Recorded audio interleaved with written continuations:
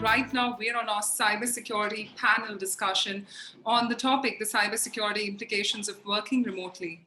Well, remote work is leading to a myriad of security challenges across the globe, and these can be primarily categorized under network security, cloud security, and user level security. We're looking at talking about the major cyber attack trends of 2020, what can be expected to continue in 2021, potential repercussions of COVID-19 induced changes and new attack types in 2021, protecting the remote workforce, as well as alternatives to the current solutions on remote working. Well, ladies and gentlemen, we're elated to be joined by our eminent panelists. First up, Sudhir Kanvinde, the Executive Director, IT, Ministry of Shipping. Well, Sudhir has received the Government of India's Digital India Award 2020 for the project, which significantly improved India's ease of doing business ranking. He has 25 plus years of experience in the IT industry and is currently heading the digital transformation project across 13 major ports in India. Thank you so much, Sudhir, for joining us live today. Great having you. Well, joining Sudhir is our panelist who's joining is Dr. Yask, Ciso, India Oil Corp Limited. Dr. Yask has over 2 decades of experience in steering IT functions successfully at IOC in various capacities and now responsible for the cybersecurity operations, infrastructure, and governance. Thank you so much, Dr. Yask, for joining us live today. Well, ladies and gentlemen, also we have Harish Sekar, Senior Technical Evangelist, Manager Engineer Division of Zoho Corp. Well, Mr. Sekar specializes in guiding IT administrators and security professionals across the globe to administer their hybrid, active directory and ways to strengthen their organization's security. Thank you so much, Mr. Sekar, for joining us today. And ladies and gentlemen, also joining is Rajat Agarwal, Ciso, Indian Railways. As the IT head of Western Railways and its Chief Information Security Officer, he heads the ideation and implementation of IT projects specific to the Western region and coordinates with the central IT teams of Indian Railways for the implementation of some of its national IT projects. Thank you so much, Rajat, for joining us live today. And ladies and gentlemen, also joining us is Ripu Bajwa, the Director and General Manager, Data Protection Solutions, Dell Technologies. While Ripu has 22 plus years of experience in IT, and he heads the Data Protection Solutions Division of Dell EMC India to ensure customers facing unprecedented data growth to modernize their data protection strategies and mitigate risk with the highest level of availability. Thank you so much, Ripu, for joining us live today. And ladies and gentlemen, let me take the opportunity of introducing you to the moderator of the panel discussion, Jacxine Fernandez, Vice President, Cybersecurity, Adani Group. Well, Jacxine has over 20 years of experience in cybersecurity, enterprise risk management, and business continuity across diverse geographical regions. He's somebody who's been pivotal in the management of enterprise risk and cyber programs in critical sectors such as defense, telecom, oil and gas, power, as well as logistics, amongst others. Thank you so much, Jacxine, for joining us and helping us in the moderation. Thank you very much, Bhavna, and welcome to all my fellow panelists. Pleasure. So, ladies and gentlemen, with this, as you can have all the panelists on your stage and screen, I now like to pass the live baton to Jacxine to take it forward. Over to you. Thank you very much, Bhavna. And thank you, gentlemen, for being a part of this panel. And without any further ado, we'll dive into the reason we are all here to. I'll start with Sudhir, if I can get you off as the opening batsman. And what we are looking at is what are some of the more widespread modes of attacks that you have seen because of work from home? Yeah, good question. The concept of work from home and remote working is not new for the IT sector per se. IT guys working from home and logging remotely was very common much before COVID struck. It became a big security concern when a large part of the workforce, like including the non-IT guys, was expected to work from home. And now we have, organizations, entire organizations looking at remote work as a new working style in the future. So remote work throws up a number of security challenges across the globe, mainly in network security, cloud security, and user level security. See, attack through social engineering, ransomware, DDoS, third-party software, cloud computing, vulnerabilities, similarly phishing emails, spam. So all these, because of poor technological infrastructure, inadequate cyber and data security without firewalls, blacklisted IP addresses, there's a high risk of data theft, identity frauds, intellectual property breach. So earlier, even many home, I have seen many home, when they connect from home, Wi-Fi routers were without any password protection or with default router security passwords. Now situation is much better than earlier. There is an awareness. However, cyber awareness is a continuous business improvement process. That's what I can say. Absolutely. Thank you, Sudhir. Rajat, would you want to chime in on some of the more widespread that you have seen?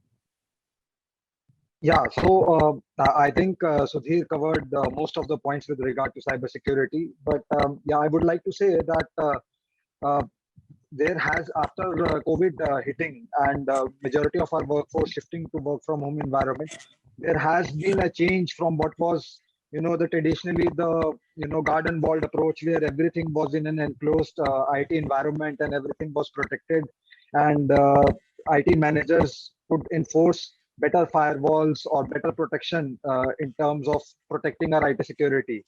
And cloud as such has come in a big way along with the new policies like the BYOD, etc., which makes the system even more vulnerable. And this has accompanied with a lot of user awareness that needs to be created in order to address some of the major cybersecurity issues, including phishing, ransomware, etc., which has become extremely common now. And more or less, the idea is that even if my cyber attack vectors are continues to be the same, but what is even more dangerous is that with so much workforce on the web platforms and so much data getting generated every single day, uh, uh, the vulnerabilities, the impact of these vulnerabilities increases manifold. And especially, being in a government organization and being in railways, we have seen that there has been a significant shift in the past 1.5 years, because there was a latency in terms of movement towards the IT infrastructure in the past, but there has been a sudden shift in the past 1 year, and therefore the protection of IT infrastructure became even more important in the current times. Yeah. Absolutely. Thank you so much, Rajat, for chiming in. And we will move away a little bit from, I mean, of course, we have enough on our plates, gentlemen. As CISOs, you are aware of it. Now, coming to you, Harish and Ripu, I mean, this is what we already have to deal with. Who are villains for the future? What are we going to see? Who's the Thanos? Who's the Mogambo for the future that we have to worry about? Harish, I'll start with you. Okay, so perfect. So in this case, for people who are dealing with IT security, day in and day out, one thing, that's the Bible that we call, it's called the D-Day, where anytime, any minute, anything could happen. That keeps us inspiring, that keeps us young at heart, and we keep going after analyzing data after data, putting things in perspective. So some of the innovative attacks, or something that has lit me up post the pandemic, is living off the land attacks, where attackers no longer are trying to do something different. They want to be a part of you. They want to be a part of your network, and they want to ensure that your existing applications is routed against you. So for people who are new to this jargon, LOTL, living off the land attack, is basically, it's a fileless malware, and it instigates your existing application, the whitelisted applications such as PowerShell or command prompt. And these are whitelisted applications. They come built in when you buy a laptop or when you set up your infrastructure, and nobody pays attention to it because it's whitelisted. And of course, we are all people who love clicking that button which says, this is the whole thing that you have to read. And if you want, it will take time, but we'll just click on that button and take our way inside. These are called the registry settings that come in built in when you buy something. So in my perspective, LOTL is something, the shape and dimension of LOTL is taking a mammoth size, and not many people are focusing internally because we always expect a bulldozer to come through our organization. But eventually it's the small creeping malwares which do not have size and shape, which is eating our organization. Absolutely, thank you. I mean, you focused a light on a very particular aspect. I have a few living off the land kind of thing. They're all my kids, so they are whitelisted in my environment also. Having said that, Ripu, what do you want to add to this? I mean, any innovative stuff which CISOs out there should be concentrating on for the future? What is going to garner more traction? Sure. Thanks. And absolutely agree. Not just the pandemic, but overall, the heightened interest in the security domain has come in with so many attacks which are happening around. I think the realization has set in across the board amongst organizations, not a question of if, but when you're going to be compromised and what are you going to do on that D-Day, and how fast you can come back to your business and you can commit to that levels of recovery. So one thing which has really stood out is all organizations have now started testing their recoveries, which is one of the strongest pillars of the NIST framework as well. Of course, this has been there prevalent for many, many years. People have been doing DR drills, checking their data, checking for availability, running the primary itself from a DR side. But now it is all about testing your backups, testing your recoveries, making sure that you are ready against any of these threat actors who are coming out with new ideas, who are coming out with very innovative ideas of taking your backups down, your last mile of defense itself. So you need to now look at which are your crown jewels and ensure that they are protected in a very, very different way, which can guarantee you the recovery, even under case of on the D-Day itself. How do you really come back to business? A lot of organizations have implemented these advanced levels of protection. And I believe this can be a game changer because you see the various verticals which are impacted through these new attacks in the last 2 years. Name me a vertical which has not been attacked. So if you really cut across, the only way you can now prepare is look at the recovery pillar more emphatically, look at how your data is now kept in those as crown jewels, and they're off the network following those guidelines. There are various guidelines which are coming in, both regulatory and even from a governance point of view. Coming together, people, process, technology, all have to work together to meet this new challenge. Firmly believe that put together with the common learnings that we are also getting, this can be definitely overcome, and we can definitely go ahead with the digital transformation objectives, which organizations are now leapfrogging as well. This can be enabler, I would say. A security transformation along with the digital transformation is hand in hand. So I would like to give that as the starting way, that this is how we can be ready. Thank you. Thank you. I mean, we will come to the discussion on digital transformation and how it affects. What I want to still dwell on a little bit, Dr. Yask, if you can chime in, what are the things that we have seen? I mean, we had a couple of panelists chime in on what has been more widespread and innovative, and we've had what are we expecting to see, that is innovative. So what do you think will persist through this year and the next year as the workforce is still operating from home? What are the attacks that we'll see persist over this time? Hey, thanks, Jacxine, and the response group. I think what is important is the fact what has happened in the last 14 odd months. It has reinforced the belief, if not reinforced, then at least introduced this concept that the disruption in the physical or the digital world is very nicely adapted by the criminals also. they are the first ones to pounce onto that and take advantage of it. We saw everyone, each security professional would know that beginning of the pandemic 2020, the first 3, 4, 5 months, the number of attacks that we saw with regards to this pandemic, COVID, information being this being used as a medium to attack. These cyber criminals had a brilliant day at that time. And there's one more part to it. So far, the security has been the domain of the CISOs only. I mean, when I say CISOs, I actually mean the security group. The point is that the whole business is now to involve in it. If you look at the last year, your question is that what is going to persist? I think what is going to persist is that the phishing attacks, which are the initial threat vectors, they increase like anything in the initial few months, to social engineering. And one very important reason for social engineering is, in the last 1 odd year, what has happened is that a lot of people have joined the organizations whom the others are not even aware of.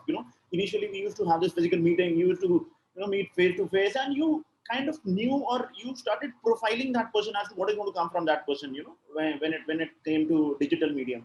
Now you have an absolutely new person who is in your organization and is going to send you something. You do not know whether it is actually coming from that person or not. That human intelligence which is there at the back of your mind playing goes. So therefore, I think the criminals are going to take advantage of this. A lot of phishing attacks are going to carry on. In fact, it is going to increase. Social engineering is certainly going to increase. Yes, I think Ripu mentioned about the ransomware and all these kind of attacks. We are already seeing what has happened in the beginning of 2021 already. I think the focus is going to be towards getting a lot of information, that is data. So far it was about network security, perimeter, so on and so forth. But now with the distributed environment, data is everywhere. It is all going to be about stealing the data. Whether they are actually going to encrypt it or not is not important. But they are certainly going to be criminals. They are certainly going to take advantage of the fact that it is lying at so many places. Yes, so these are the trends that I see are going to continue in the next couple of months at least. Absolutely, absolutely. And thank you very much. Again, we have met quite a, so I definitely think this is Dr. Yask. So unless I meet in person, we will never know, right? Having said that, Harish, if I can come to you, pivot to you, you mentioned about stuff that's already there in the environment and the living of the land part of it. I want to touch briefly on what do you think is the innovative technologies. Technology has this capacity to be double-edged. It can be used for good and for evil. It almost sounds marvelous when I say it like that, but nonetheless, that is the truth of the matter. So what new technological advancements that we've seen in the past year or so do you think has the capacity for criminals to use against organizations?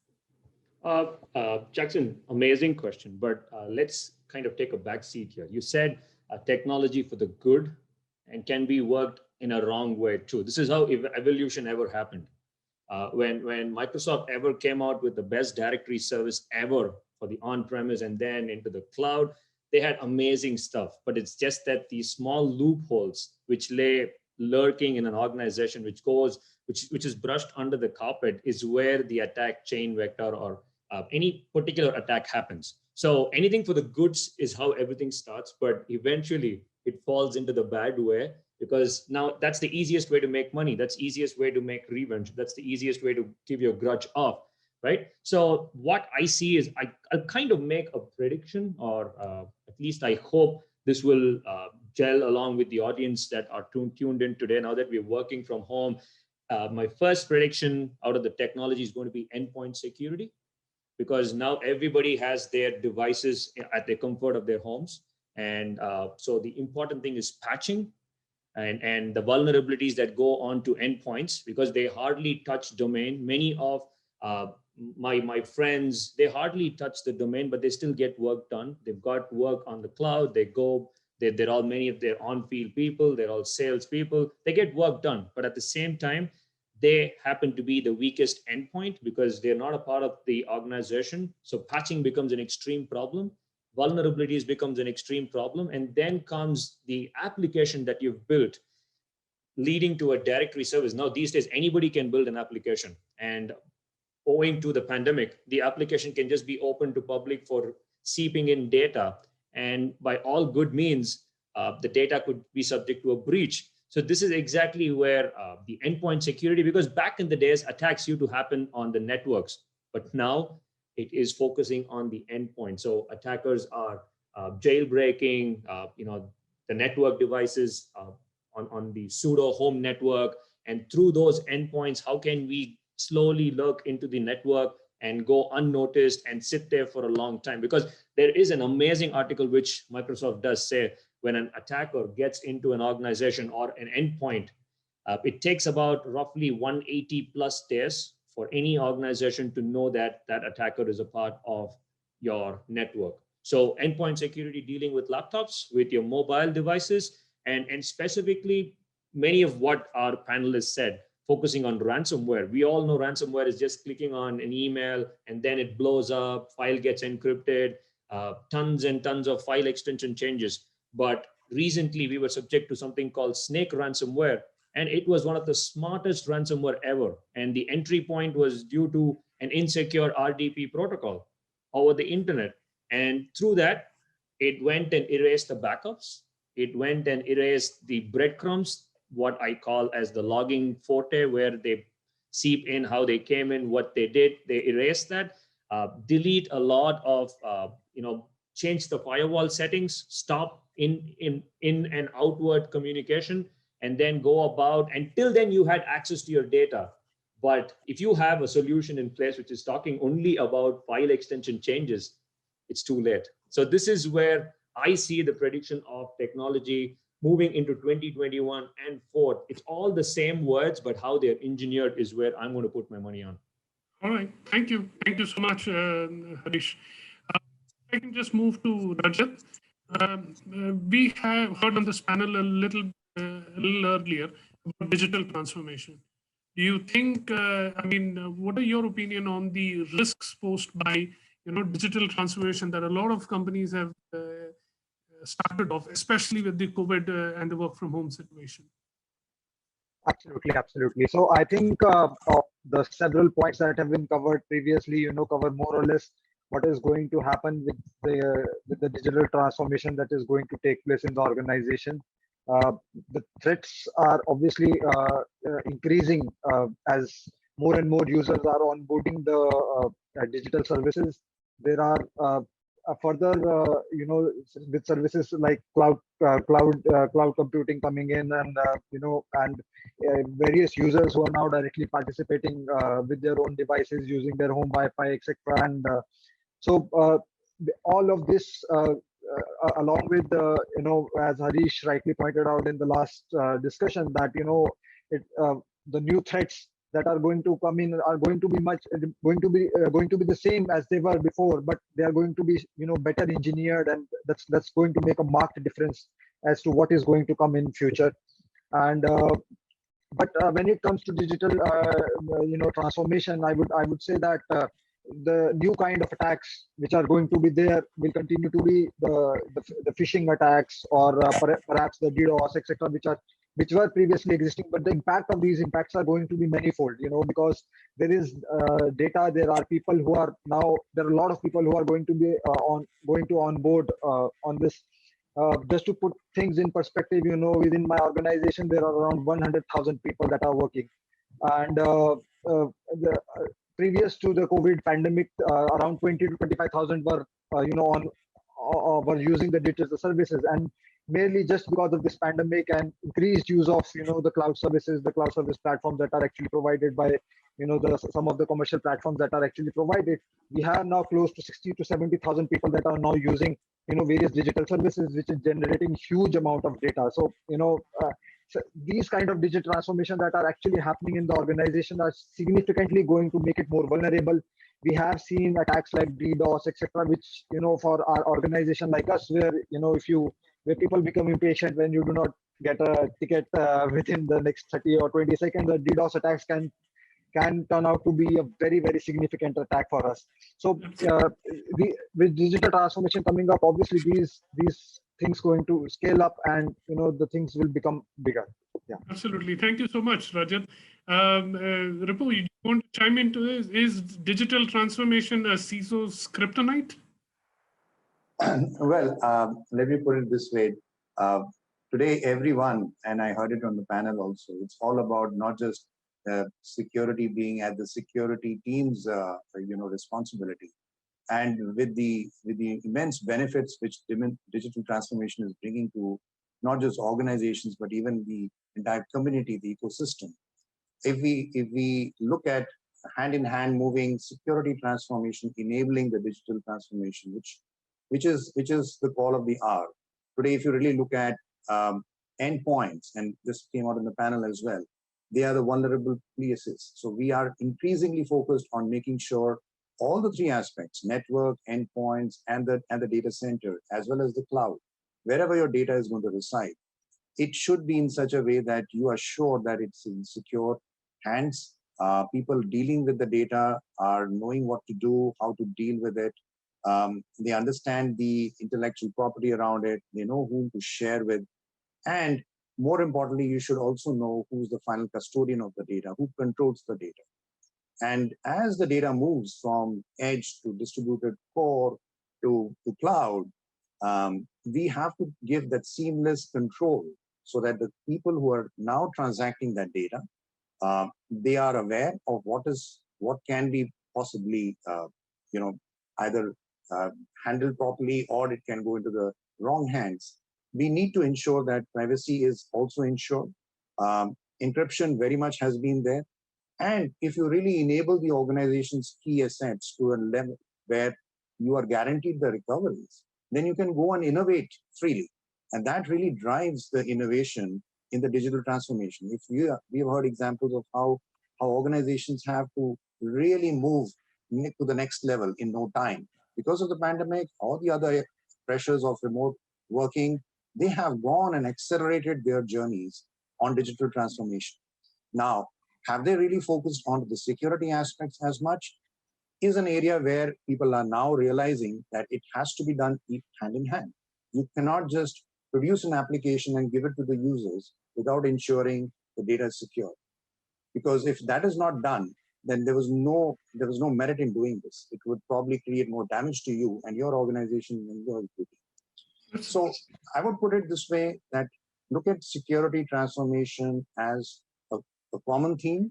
It enables the digital transformation and accelerates the digital transformation with all the frameworks that are now in place, more emphasis about the usage, people becoming more aware of the impact, and examples are there, but one has to know cyber criminals will like to be a step ahead. We have to ensure that we are minimizing the impact. We are controlling the impact, and the data is in our hands. Absolutely. Absolutely. Thank you, Ripu. And Ripu has brought out a very interesting aspect of it. Digital transformation without a security transformation happening in parallel with it is not going to deliver the benefits, or at least might have an interruption on the proposed benefits.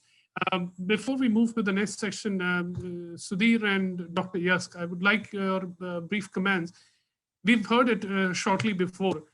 The capacity to have these kind of cyber attacks is no longer limited to just IT systems. We are seeing over the last year how OT systems have been targeted, and more recent, very high profile cases that we have seen in the media, especially around the colonial pipeline most recently, which directly impacts, the human life. What do you have to say? I mean, you guys coming out from industries which are heavy OT environments. So they will start with you brief. What do you think on that trend? Yeah, see, for many years, industrial systems like SCADA systems, or they will rely upon proprietary protocols and software. That is proprietary system. So they were manually managed and monitored by humans and were not directly connected to the public internet. Now it's a totally different game. Today it's different story as we see more industrial systems brought online to deliver big data, smart analytics, as well as adopt to new capabilities and efficiencies through technological integrations. They are all connected systems. The threat to operational technology is real and more vulnerabilities will be exposed in the future. Automation, IoT, and connectivity makes the threat real. Having said that, the future is about having security measures embedded in the system. And what are the solutions? Like implement zero trust framework, align the right remote access tools with the right use cases, understanding IT security, because we are we have done a lot of on IT security measures, IT security policies. So we need to understand what is operational technology security that needs to be in place and apply robust privilege credential management practices. So this we need to manage. That's why that they're exactly what is required. I can give one example, but it will take time. So we have implemented SCADA in one of the very secure location in Jammu and Kashmir. So as long as that was a local system, it was good. But as soon as we connected to internet, a lot of cyber attacks. So, but it's a big story. So I'll just limit it to this. I'm So sure this it is would be required. very Yeah. interesting to hear that. Dr. Yask, if I can ask you, I mean, the trend has changed, right? I mean, we are not going to walk around or tiptoe around the white elephant. Attackers are attacking OT infrastructure. So your thoughts on this? I think, Jacxine, what is important is that we realize that one very important aspect of a cyber attack is that these attacks are never by generation of force. Unlike the physical attacks, these are essentially exploiting the vulnerabilities which are there in the system, whether it is in the IT system, OT system, IoT, any system that you talk about. The issue is that OT systems are flush with vulnerabilities. They had these legacy systems, proprietary protocols, so on and so forth, and there were multiple of them. The point is that, we have been talking about this transformation happening, everything getting connected. The vulnerabilities were there to be exploited. System got connected to the world. There were a lot of bad actors sitting there. Obviously, this was to happen. And I am not saying that I want to take the plea of saying that, these are legacy systems, these are proprietary. This has been going on for some time, Attack on the OT system happened. I mean, the prominent one happened way back in 2010. So it's been 11 years now that this OT has been under attack. Even now, the disturbing part in the OT attack is the ease with which the ransom is paid, especially in the ransomware attacks. We saw, what happened last month. That is where I am more, afraid of. This is where the apprehension is. It is easier for the attackers to get the money out if they are attacking the OT environment. Obviously, they are going to go for the easy, as they say, low-hanging fruit. It might not be connected, but yes, it is flush with vulnerabilities. Yes, there are organizations now trying to patch it up, maybe come up with compensatory controls. But yes, I think this is not a very encouraging trend. Absolutely, absolutely. I mean, you hit the nail on the head, Dr. Yask. The ease with, I mean, if you can catch, if the attackers can catch the organization right at the bank, then what more better way to make them pay for it? Absolutely, absolutely.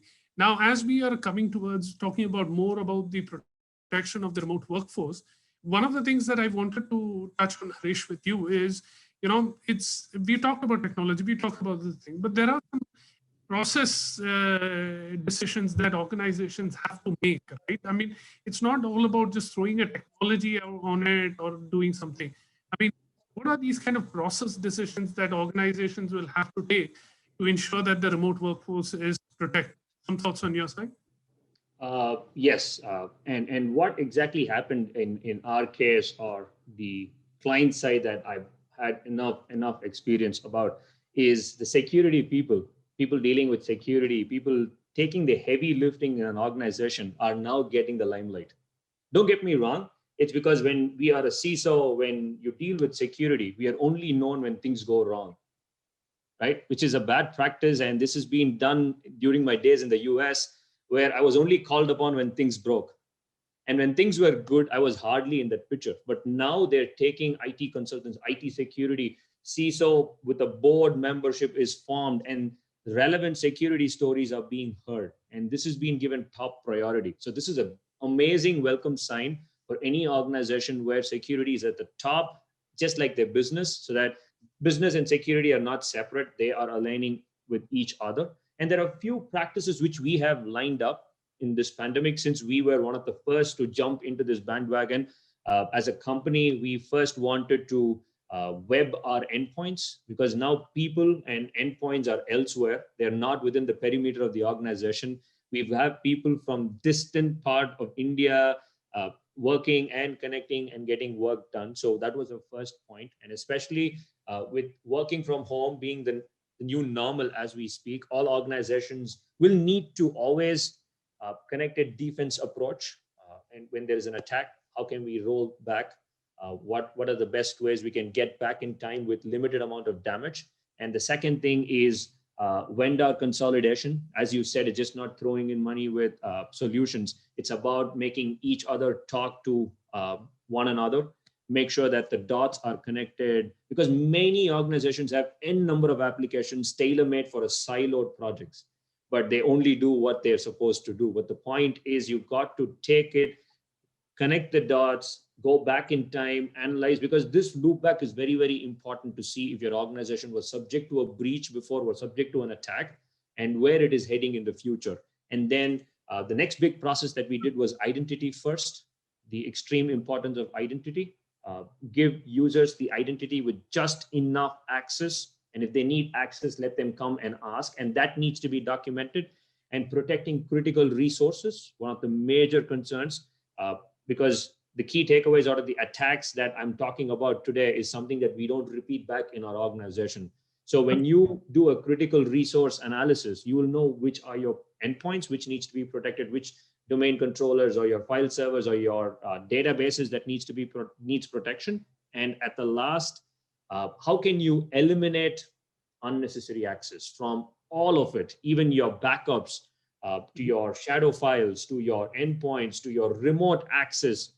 Please don't feel sorry for removing access, because this is something that I heard I understood that in the hard way.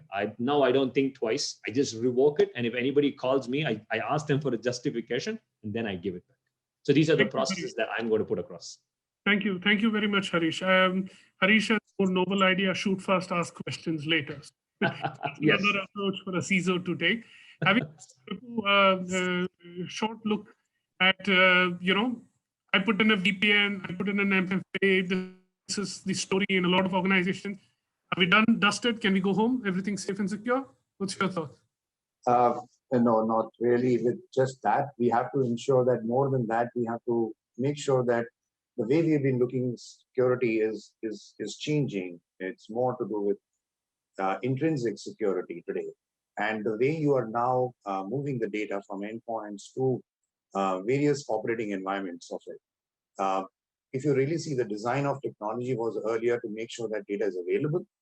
But today it is not just about availability, it's all about resiliency, and especially in cyber resilience. So in that context, the new requirements have to be dealt with respect to what is my classified data? What is the SLA that I can afford to keep on that? And it is not just having a DR readiness, it is all about having a cyber readiness. And to that extent, is my organization handling those most critical data in that manner or not? If they are not, that's the kind of readiness path we have to adopt. So if you really ask me, just making sure a couple of endpoints being protected and people knowing about it, well, that will contain the damage, but it will not solve the problem. The problem is that we have to evolve with security enabling it. We have to make sure that all the assets, the digital assets and the identities, they're not compromised.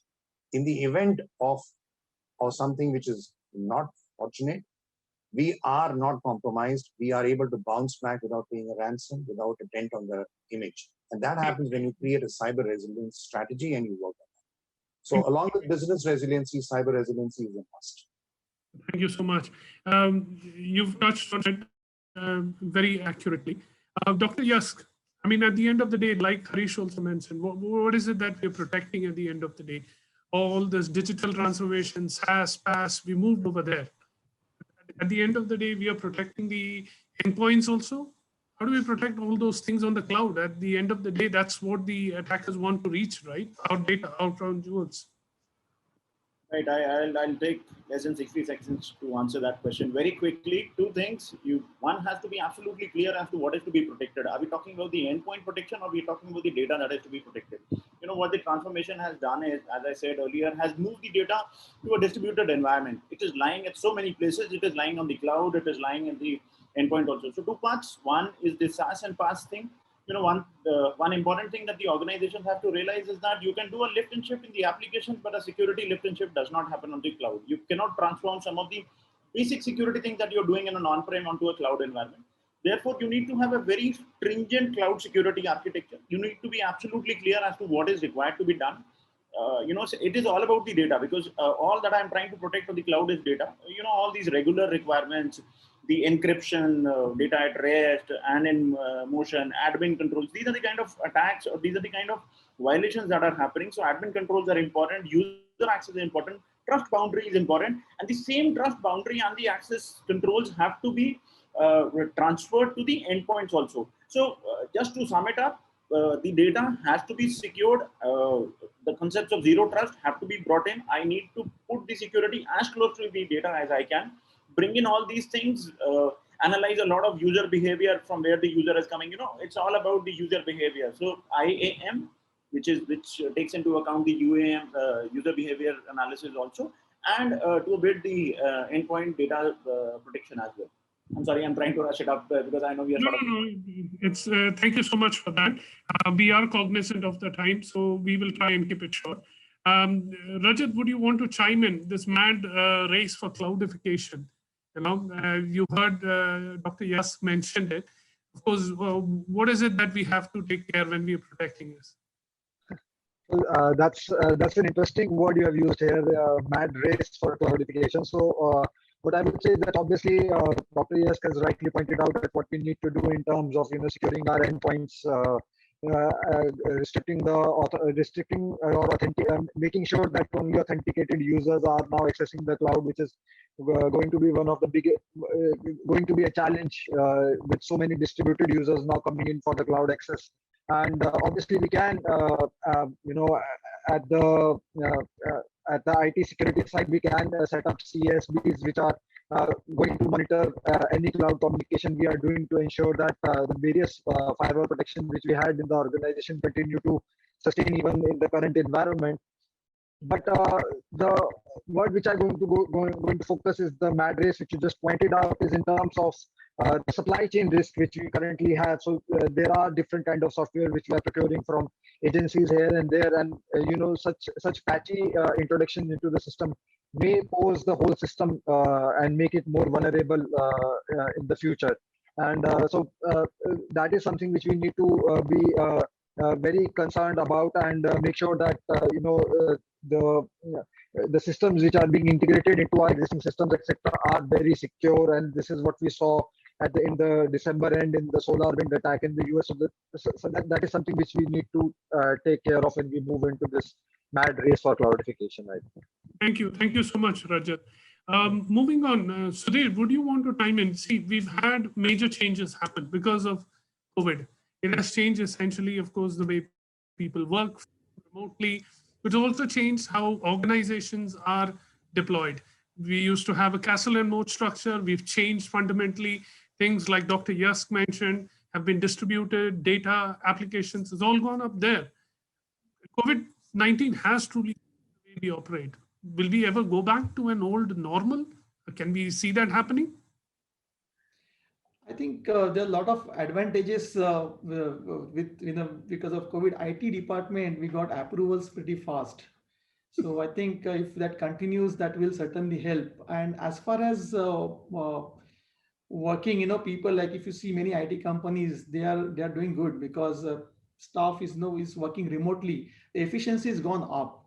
So I'm definitely I'm sure that with this particular approach, I think this working from home will continue, and we'll have a bootstrapping, like the way we work, maybe more bootstrapping. But I can tell you about two projects like e-office, which is in government, out of filing systems are done. So, and approval workflows. So e-office project kickoff was scheduled in September 2020.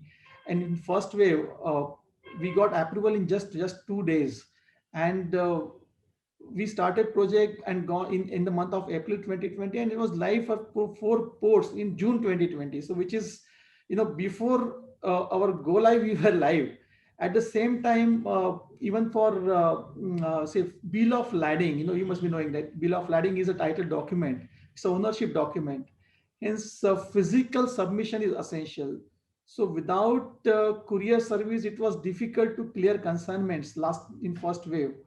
Hence, we latched on enterprise bill of lading system with our port computer system with blockchain technology, and which allowed us to clear consignments efficiently. So this is kind of advantages of what happened with COVID. Absolutely, and I get the sense the question the point being that we might never go back to an old normal. The new normal is the normal. Anyways, gentlemen, we are trying to wrap up over here, so I'll go around everybody briefly in 30 seconds. If you can just advise, what do you see as the future of the workforce? If there are any alternatives to what we have today? Dr. Yask, I'll start with you, and then I'll go through each panelist. Right, you mentioned about the old normal. I say, why go back to normal when we have better than normal? Where the COVID has actually acted as a catalyst for a lot of organizations, IT, security, and all these. I think what is going to happen is that some value has been realized by the companies, by the employees, by the workers in terms of the remote working from distributed environments. I think this is going to continue. This is going to pave way for the future developments. This is how the companies are going to work. I don't really foresee anybody going back to normal, not unless it is forced upon them. So that is how I think it's going to be the better than normal scenarios in the coming days. Hopefully. Absolutely. Thank you so much for the crisp answer. Ripu, what do you think? Future of workforce, alternatives? Very much future of workforce being more connected, collaborating more, and of course, maintaining work-life balance even with that. I think this is where we are heading with the new generation also adopting the new way of education, online, everything. This is accelerated and rightly put. It has catalyzed a lot of things. Today, what was not possible is all possible using digital ways. Going forward, healthcare sector, digital sector, pharmacy sector, more advancements will be happening there because of this pandemic or need to do it. And therefore, with that urge, I think technology becomes very key, processes and people around it as much. And we need to emphasize this is the next normal. Absolutely. Absolutely. Thank you. Thank you very much. Bhavna, do we have time for one more panelist to chime in, or we should close it? No, I don't want to be rude. Of course, there are all our panelists. So Harish, I'll let you have the last word, and then we'll close it up. Okay, it's hybrid, transnational localism, hub-spoke model, and taking the jobs to the rural side. This has been my CEO's motto, and we've been successful in that. So that's going to be the new normal. Thank you so much. Thank you so much, panelists. I'm sorry if you felt rushed a bit at the end. Bhavna's fault. We'll try to blame her for it. But thank you so much. You guys have been amazing panelists, and I hope that the audience who have tuned in have learned a little bit more as to the mind of a Ciso also. Thank you, Bhavna. I hand it back to you. Thank you so much, Jacxine, for firstly moderating it so wonderfully, and all the snippets of the knowledge we could get from the experience. This panel especially had all the experience running in. So thank you so much for your valuable time. We didn't want to push in further on your schedule as well. So thank you once again for joining us today at the Big CIO Show. Thank you. God bless. Thank you. Thank you. Thank you. Thank you.